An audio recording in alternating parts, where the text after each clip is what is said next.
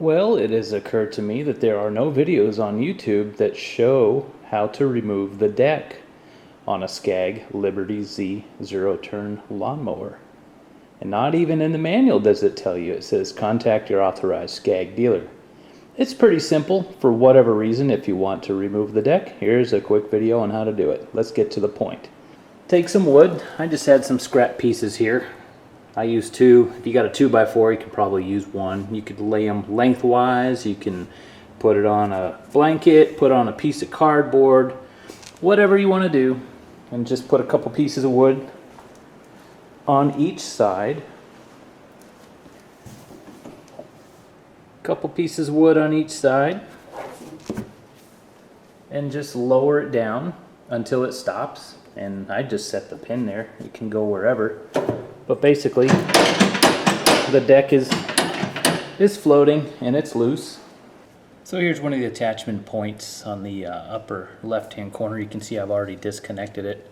But all I did was real simple, is I took a cheap pair of pliers and I bent this cotter pin back into position, straighten it out, give it a little tap, pull the pin out with your fingers, pull the washer off, and I simply just slid this out. And I was able to unhook it. And I just put it back in its place, put the washer back on, and just put the pin in there so I didn't lose anything. So here's one that I haven't touched on the left rear side. Just take some pliers, bend it into position, give it a little pinch to straighten it out. Little tap, pull it right out, slide the washer off, and just press in.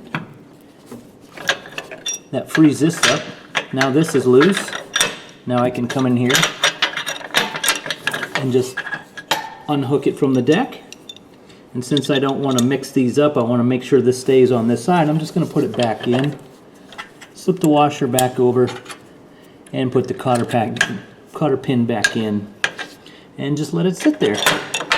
So when you're sliding the deck out, don't forget you have to detach the belt. So let's go check that out. As you can see, I've already taken the belt off. It's pretty simple. There's a tensioner pulley on the belt, so you can just pull and you're able to slide it right off of the clutch here. Once you drop that down, we're almost done. We got 2 more bolts.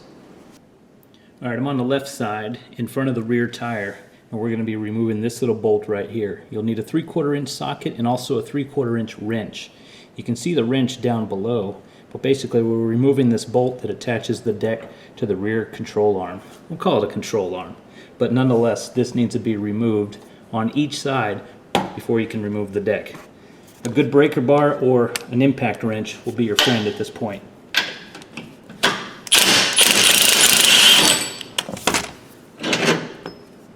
We'll repeat this on the other side and we should be able to slide the deck out. All right, let's do the right side in real time, and here's another view.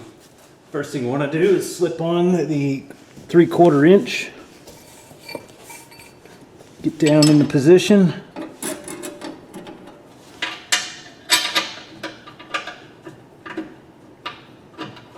All right, now that that's in place, come around the front with your impact driver.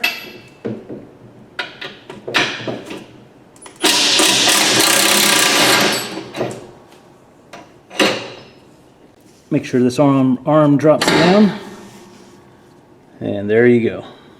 Now the deck should slide out.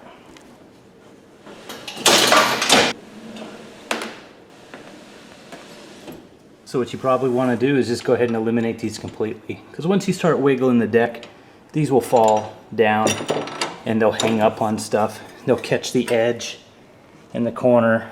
They'll hang on to the belt. So you just really want to take your time as you're pulling this deck out. Make sure you're not forcing it out and causing any issues with the belt getting snagged up on something in the back, maybe some wires. You don't want to have to do any electrical repairs. So even with compressed air, forced air, it's really hard to get in here and clean these out completely. So kind of a good indication of what goes on after you mow your lawn and you blow it out with compressed air. I use the actual shop vac on reverse, so it turns into a blower, electric blower. and blow all this stuff out, but still you can see some residual that sits around. This ain't too bad, but when you start adding moisture to this and it starts sitting under your deck and you don't do a thorough job cleaning it, then you can have some issues and rust and some other stuff. So we want to make sure we blow all of this debris out and all this dirt out of here. And you want to do that every time after you mow the lawn.